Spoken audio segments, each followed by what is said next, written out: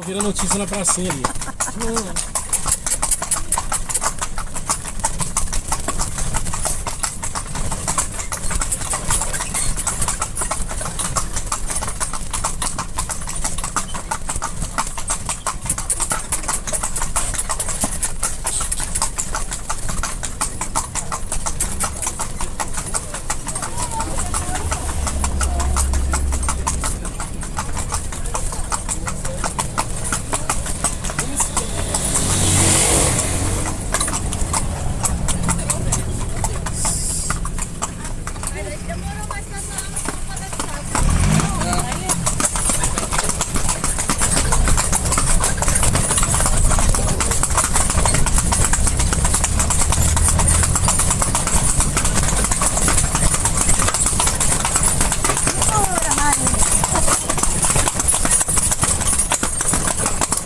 Essa que tem aqui ao lado esquerdo, sabe? Essa aqui é a prisão. É a antiga cadeia. Aqui nós vamos descer, mãe, pra nós filmar. Eu só vou explicar pra vocês aqui. Depois eu vou parar no lugar pra vocês ficar mais fácil pra descer.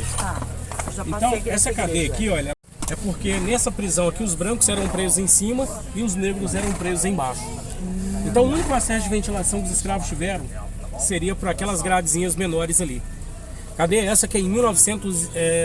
Cadeia essa que na parte de cima na época era 4 celas, 3 celas, era para poder prender os homens brancos. Uma das celas na parte de cima seria na época para poder prender as mulheres. Se destacou naquela época Maria Elvira Correio. É uma mulher que ficou presa na época 12 anos por adultério. Naquela época também, se cometesse adultério feminino, era prisão. Então, onde está pintado de branco na cadeia há 10 anos atrás, aí era pintado de rosa. Por ter sido, então, uma das primeiras cadeias a ter prendido aqui mulher. Cadeia que em 1982, 40 anos atrás, ela foi usada também como cadeia pública de Tiradentes. Por falta também de presos e a criminalidade bem baixa, ela foi desativada. Então ela foi restaurada, ela passou um processo de reformulação, onde a parte de baixo com a parte de cima dela hoje virou o Museu de Santana. É um museu que tem 300 peças sacras de Santana.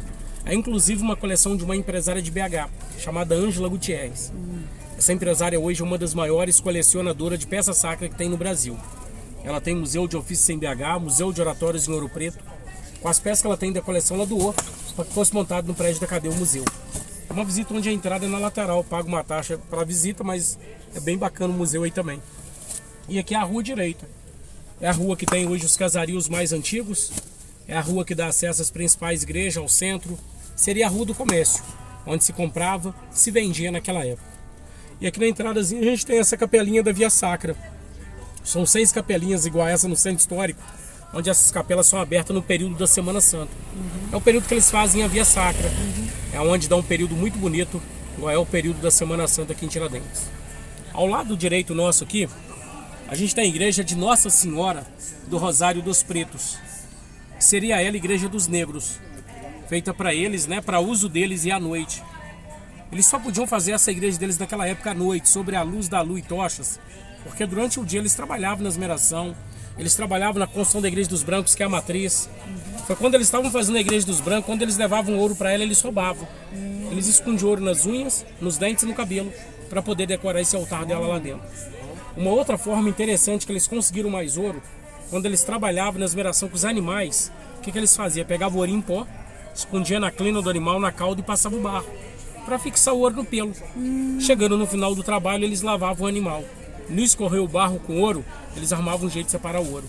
Daí surgiu a expressão que a gente usa muito, lavei a égua. Hoje eu lavei a égua, me dei bem. É que dessa forma também de lavar a égua é o modo que eles enganavam seus patrões para conseguir ouro. Conseguiram 9 quilos de ouro. Ouro que até hoje é mantido dentro dessa igreja deles aí dentro. Só que como os brancos também não entravam aí por preconceito, então eles não sabiam do ouro que tinha dentro da igreja. A pessoa que sabia do ouro era o padre, porque não tinha padre negro, o padre era branco. Só que ele não falava nada, ele guardava como segredo de confissão. Essa igreja vai fazer agora esse ano em agosto 314 anos. Ela é uma das igrejas mais antigas da cidade. Ela que tem no oratório do lado de fora ali o São Benedito, que é um santo negro, protetor dos negros e hoje protetor dos cozinheiros. No meio da porta da entrada ali tem um buraquinho no degrau. No degrau que vai para o altar tem outro buraquinho igual a esse, na lateral da igreja. Seria esses buraquinhos um sistema de ventilação dos túmulos que tinha lá dentro. É porque os escravos que participaram da construção, quando morreram, foram enterrados aí dentro. Foram enterradas 47 pessoas. Isso há 200, 250 anos atrás. Ela já passou por algumas restaurações de alguma coisa encontrada, já foi retirada. Mas só tem a numeração lá dentro, onde cada numeração seria um túmulo na época. Vocês vão querer dar uma olhadinha lá dentro? Ah, eu vou. Parar aqui, ó.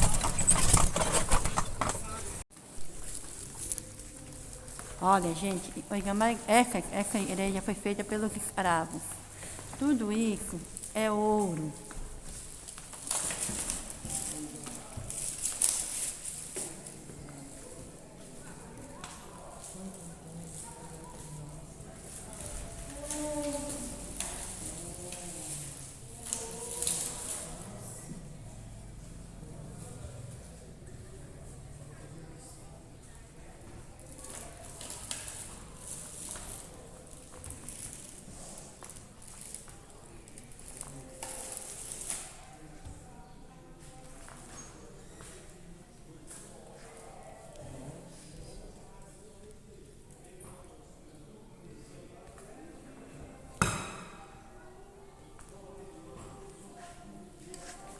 Esses buraquinhos é da forma de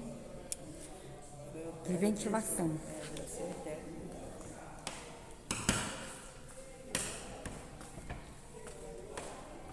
Olha, gente, que lindo. Perfeição.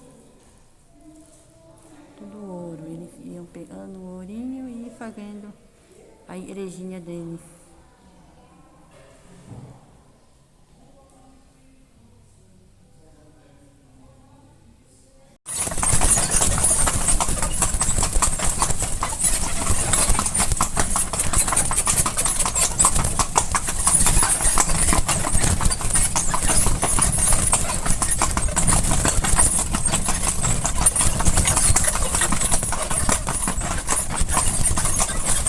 Aqui é o Beco do Rosário, conhecido como Beco dos Escravos.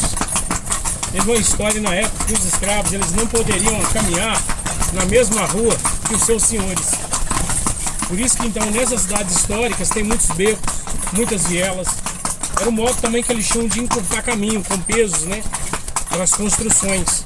Inclusive esse muro aqui seria uma base dos escravos, seria da época.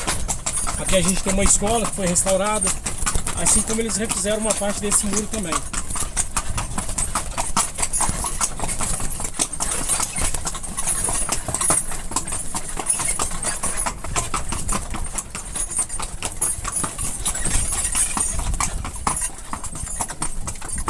Aqui em cima a gente tem uma outra igreja, chama São João Evangelista.